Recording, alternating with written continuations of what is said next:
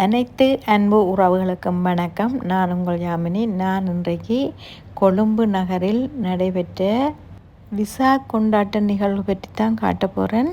வாங்கோ காணொலிக்குள்ளே போவோம், எப்படி இருக்குன்னு சொல்லி பார்ப்போம். அதற்கு முதல்ல எனது யூடியூப் சேனலில் நீங்கள் தொடர்ச்சியாக பார்ப்பதற்கு சப்ஸ்கிரைப் பண்ணி பெல் பட்டனையும் அழுத்தி விடுங்கோ.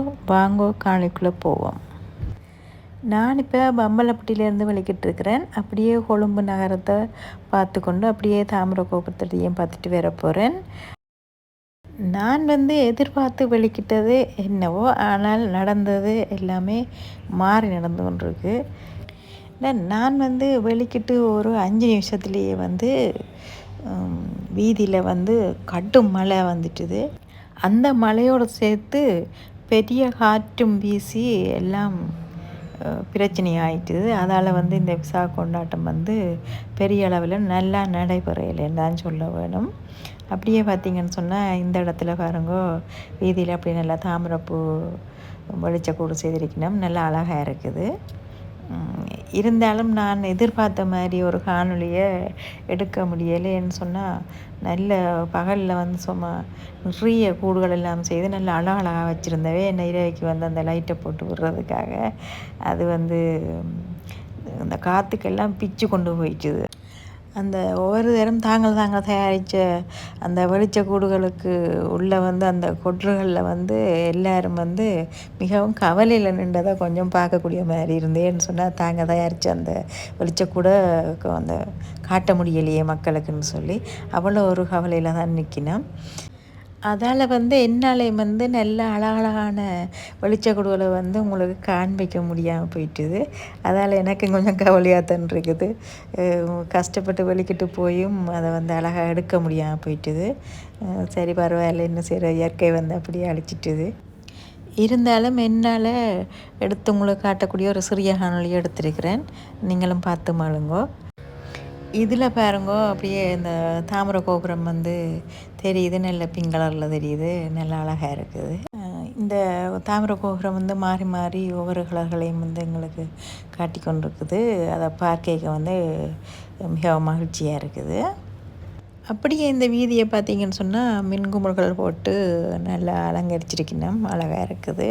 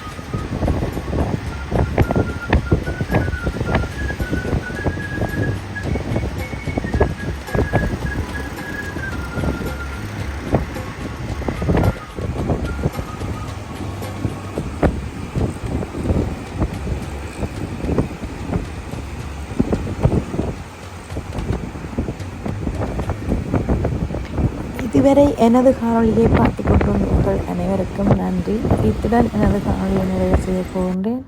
அப்படியே சப்ஸ்கிரைப் பண்ணி பெல் பட்டனை அழுத்தி விடுங்க. மீண்டும் ஒரு காணொளியில் சந்திப்போம்.